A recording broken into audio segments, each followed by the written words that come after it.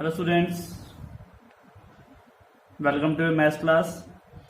तो लास्ट जो हम टॉपिक कर रहे थे उसका सेकंड पार्ट, जो थ्योरम हमने स्टार्ट की थी सेकंड पार्ट हमने नहीं किया था, तो वो पार्ट जो हमारा रह गया था वो हम यहाँ पर कर लेते हैं। ठीक है, तो आप देखिए जरा, वो पार्ट जो था हमारा वो क्या था। वो था कि थ्योरम थी हमारे पास नंबर 4, और उसका जो सेकंड पार्ट था वो था कि प्रत्येक चक्रीय ग्रुप का समाकारी प्रतिबिंब। ठीक है, प्रत्येक चक्रीय ग्रुप का समाकारी प्रतिबिंब भी चक्रीय होता है। ठीक है, कोई दिक्कत नहीं। इस चीज का हमें प्रूव करना था। हमने इससे पहले वाला जो पार्ट था वो था कि प्रत्येक क्रम विनिमय ग्रुप का समाकारी प्रतिबिंब क्रम विनिमय होता है, वो हमने प्रूफ कर दिया था। ठीक है, तो यहाँ पर हमारे पास इसका जो प्रूफ है वो हम देखते हैं। तो इसमें भी हम वही चीज लेके चलते हैं कि माना हमारे पास कोई चक्रीय ग्रुप है, उसमें हमने क्या लिया था, माना कि कोई क्रम विनिमय ग्रुप है। ठीक है, तो माना कोई चक्रीय ग्रुप है हमारे पास जी स्टार।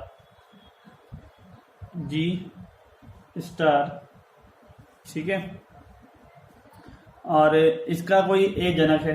भाई कोई जनक तो होगा, कोई मान लेते हैं ये इसका क्या है, जनक है, क्योंकि जिसका जनक होता है वही चक्रीय ग्रुप बनता है, आपको पता ही है।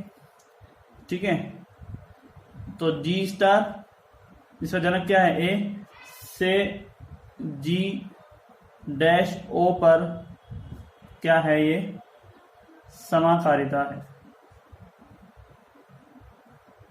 ठीक है, अब हम जानते हैं पहले वाले फॉर्म में ही, नहीं तो आपको क्या है यहाँ पर प्रॉपर वो थ्योरम प्रूफ करनी पड़ेगी, थ्योरम नंबर 2।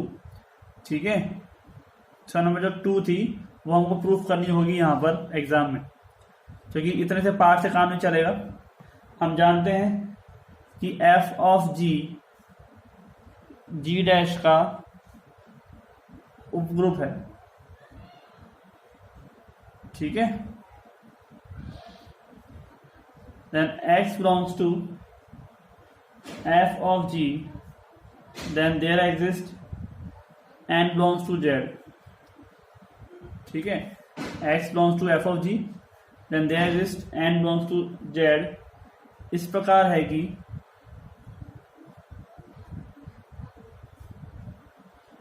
x बराबर f ऑफ a की पावर n, ठीक है, belongs to f of g। x बराबर f ऑफ a की power n belongs to f of g। तो a की पावर n का मतलब मैंने क्यों लिया कि n बार ये टर्म आएगी, तभी तो ये इसका क्या बनाएगा, चक्रीय ग्रुप बनेगा। ठीक है, यानी कि f ऑफ a की पावर n का मतलब क्या हुआ कि f of a star star, ऐसे करते करते ये n बार टर्म आपकी चलती रहे। ठीक है, x f से ऑफ जी से बिलोंग करता है, और n इस प्रकार का है कि x बराबर क्या है, f ऑफ a की पावर n, क्योंकि a की पावर n के रूप में तो लिखा जाएगा हर एलिमेंट, क्योंकि ग्रुप कैसा है, चक्रीय है। ठीक है, इसका मतलब आप इसको संक्रिया n बार करोगे तो ये f of a of f of a of f of a, ऐसे करते करते n बार यहाँ पर ये टर्म बन जाएगी। किससे बनेगी ये, f समाकारिता है, इससे तो आएगा ये काम। ठीक है, f क्या है, समाकारिता है, उसी से लिखा है हमने। मतलब क्या हुआ, मैं लिख सकता हूं इस प्रकार से, f ऑफ a की होल पावर n। ठीक है, जिससे पता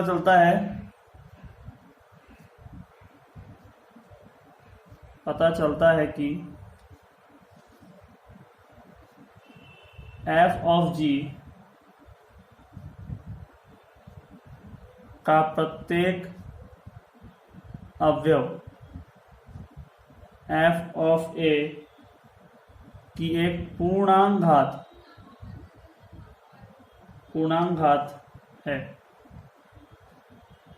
ठीक है। अर्थात एफ ऑफ जी जो है वो एफ ऑफ ए के बराबर हुआ। मतलब कि अगर हम कहें आपसे कि यहाँ पर जैसे इस ब्रैकेट लगाने से हमें पता चला कि ए जो है वो जी का क्या है, जनक है, ठीक है। तभी हमने तो कहा कि जी चक्रीय ग्रुप है। तो सेम ऐसे ही एफ ऑफ जी मतलब निकाला जाए तो इसका मतलब क्या होगा कि उसका जनक कौन होगा, एफ ऑफ ए होगा। एफ ऑफ जी कौन होता है, जी डैश, ठीक है। तो उसने तो बोला कि हमारे पास जो भी टर्म आएगी कि एफ ऑफ जी प्रत्येक अवयव एफ ऑफ ए की एक पूर्णांक घात है, ठीक है, एफ ऑफ ए की, क्योंकि जो जी है वो ए की पूर्णांक घात के रूप में है, ठीक है। तो एफ ऑफ जी किसकी पूर्णांक घात के रूप में होगा, एफ ऑफ ए की। ये चीज तो प्रूफ करना था, ठीक है, समझ में आ गया ना। तो अगर हमने ये चीज प्रूफ की कि एफ ऑफ जी, इसका मतलब है कि जी डैश जब एफ ऑफ ए के पूर्णांक घात के रूप में लिखा जा सकता है तो इसका मतलब एफ ऑफ जी क्या हो गया, एक चक्रीय ग्रुप हो गया, ठीक है। इसका मतलब कि एफ ऑफ जी एक चक्रीय ग्रुप होगा, राइट। कोई दिक्कत।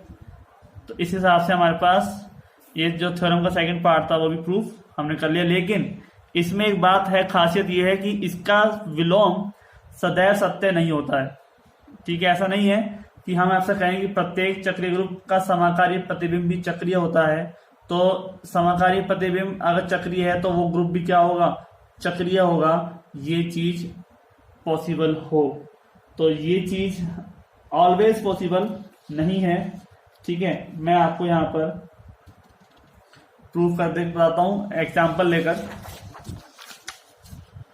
तो देखिए जरा, प्रमेय का विलोम सदैव सत्य नहीं है, सदैव सत्य नहीं है, ठीक है। क्यों नहीं है कि देखिए, आप मान लेते हैं एक प्रतिबिंब है S3 का 1 और -1 पर, S3 का है 1 और -1 पर। S3 का मतलब क्या हो गया, हमारे पास 3 एलिमेंट का कोई क्रमचय, ठीक है। तो f ऑफ x क्या है कि 1 और -1 दो टर्म आ सकती है। यदि x क्या है, सम क्रमचय है, x अगर सम क्रमचय है तो 1 आएगा, और -1 कब आएगा, यदि x विषम क्रमचय, ठीक है भाई।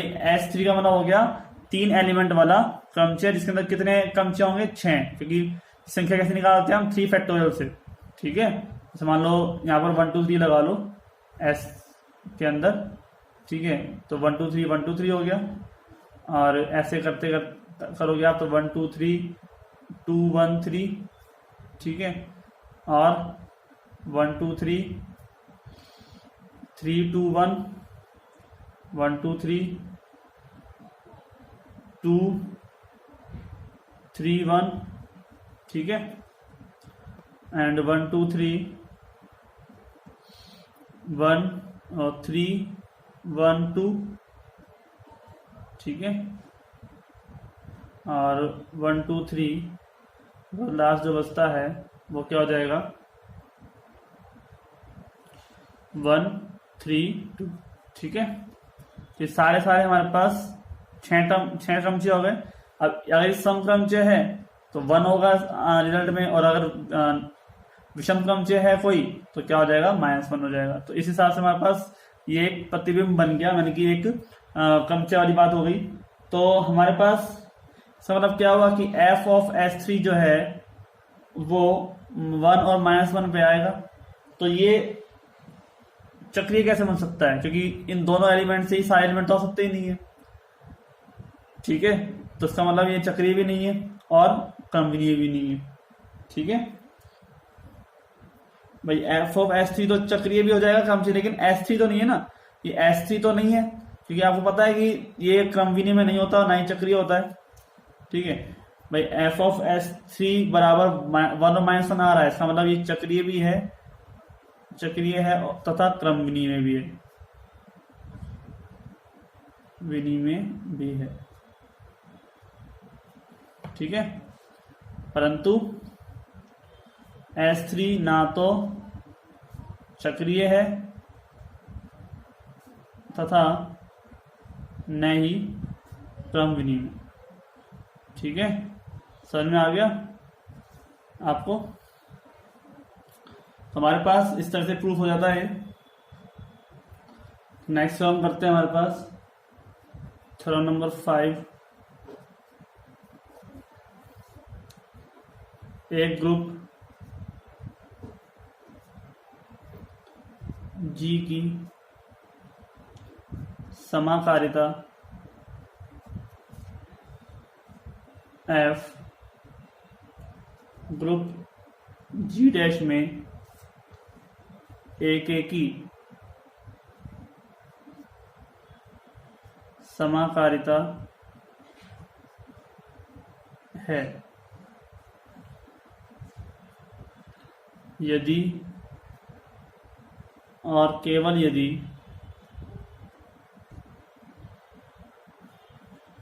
F की HT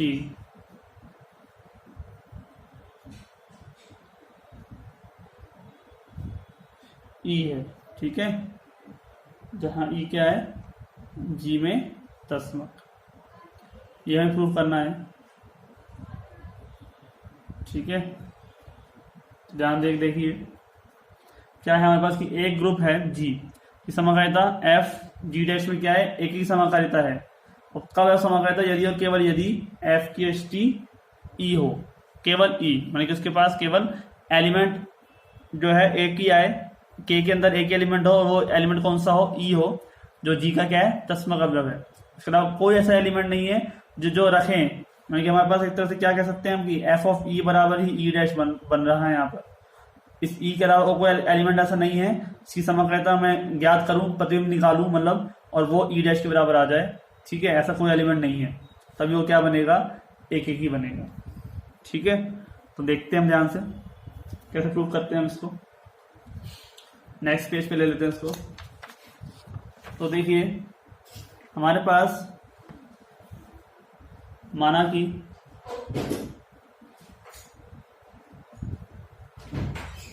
F एक की समाकारिता है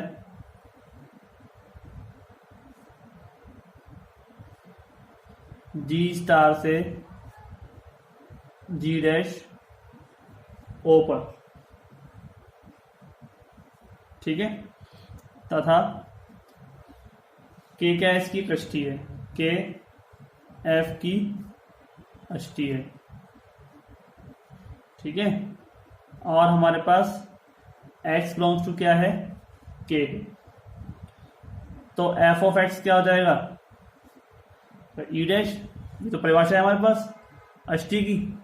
ठीक है, ये तो हमारे पास परिभाषा है किसकी, अष्टी की, कि अगर K F की अष्टी है और x बिलोंग्स टू K है तो F ऑफ x बराबर E डैश होगा, यही हमारे पास टर्म बनती है। तो इसका मतलब क्या है कि F ऑफ E बराबर E डैश। ठीक है, तो ये आपको चीज पता है। देन F ऑफ x बराबर क्या हो जाएगा, F ऑफ E, भाई F ऑफ E हो जाएगा,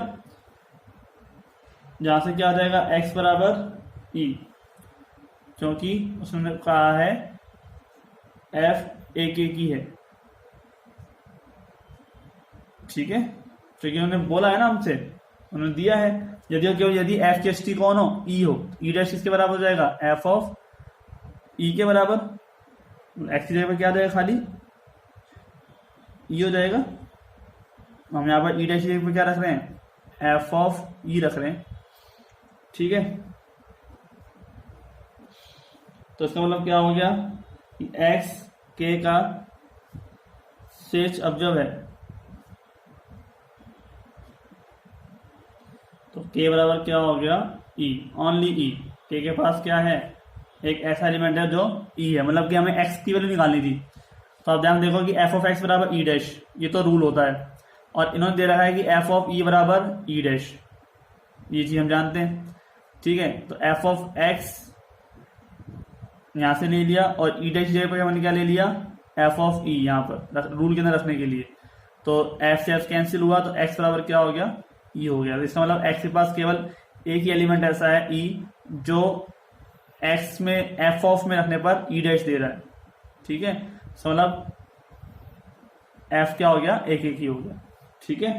क्योंकि एफ एक एक ही हो गया, इस वजह से यहाँ पर एक एलिमेंट मिलेगा। तो उल्टा प्रूफ करते हैं, कन्वर्सली के बराबर क्या है, ई है हमारे पास। यदि एक्स वाई बिलोंग्स टू जी तथा एफ ऑफ एक्स बराबर किसके, एफ ऑफ वाई के, किसके हिसाब से, एक एक ही हिसाब से, ठीक है। ये होता है ना एक एक ही, एफ ऑफ एक्स बराबर एफ ऑफ वाई, जब एक्स बराबर वाई हो। तो हम ये प्रूव कर देते हैं, अगर एक्स बराबर वाई है तो एक ही बन जाएगा ये। तो f of x of F of y का होल इनवर्स, तो इसका जो इनवर्स है वो सेम आपके पास एक्स की जगह पर वाई भी ले सकते हैं, एफ ऑफ एक्स बराबर एफ ऑफ वाई है, ठीक है।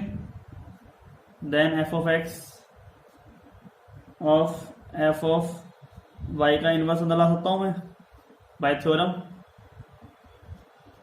एफ ऑफ वाई का इनवर्स।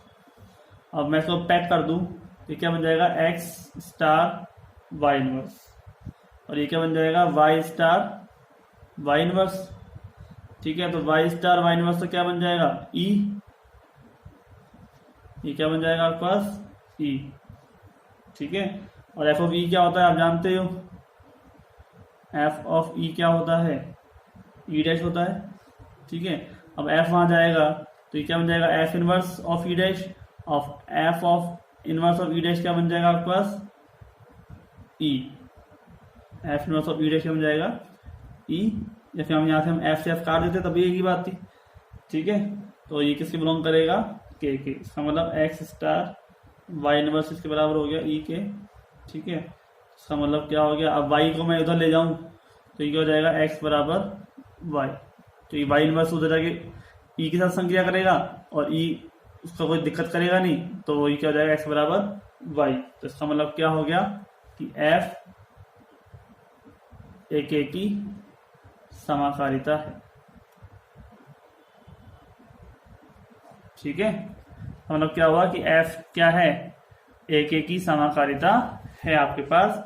ये चीज हमने यहां से प्रूफ करी, ठीक है। ध्यान से देख लो आप इस चीज को दोबारा से, कोई दिक्कत नहीं। अब जो टर्म है उसके अकॉर्डिंग हम चल रहे हैं। तो यहाँ पर कन्वर्सली पार्ट में हमने ये प्रूफ करना था कि एफ एक समाकारिता है, और स्टार्टिंग वाले पार्ट में हमें प्रूफ करना था कि के पास केवल एक ही एलिमेंट है, ई, ठीक है। तो हमने यहाँ से इसको दोनों तरफ, यहाँ पर भी और यहाँ पर भी हमने क्या किया, एफ ऑफ एक्स के साथ में भी एफ ऑफ वाई के साथ में भी क्या किया हमने, एफ ऑफ वाई का इनवर्स मल्टीप्लाई कर दिया, संक्रिया करा दी, ठीक है, दोनों तरफ। और यहाँ पर हमने इनवर्स को अंदर ले आए और यहाँ पर वाई वापस से पैक कर दिया हमने इसको, ठीक है, कंबाइन कर दिया, यानी कि समाकारिता के पहले वाले टर्म पे ले आए। तो वाई स्टार वाई इनवर्स हो गया, यहाँ पर एक्स स्टार एक्स इनवर्स हो गया, इसकी वैल्यू क्या है, ई है। यहाँ से आप एफ से एफ काट सकते हो या फिर इसकी जगह पर ई डैश लिख सकते हो। इसका मतलब एक्स स्टार वाई इनवर्स क्या हो गया, ई के बराबर। जब वाई हो जाएगा तो क्या हो जाएगा, एक्स बराबर वाई, ठीक है। तो इस हिसाब से हमारे पास थ्योरम प्रूफ हो गई। तो आज के लिए इतना ही, मिलते हैं नेक्स्ट वीडियो में, और हम इसमें आपको एक मोस्ट इंपोर्टेंट थ्योरम कराएंगे, केले थ्योरम, जो स्टेटमेंट से भी आ जाती है कई बार, और कई बार उसका हमारे पास नाम से भी आ जाती है, तब आपको स्टेटमेंट याद रखना होगा, राइट, ठीक है। तो आज के लिए इतना ही।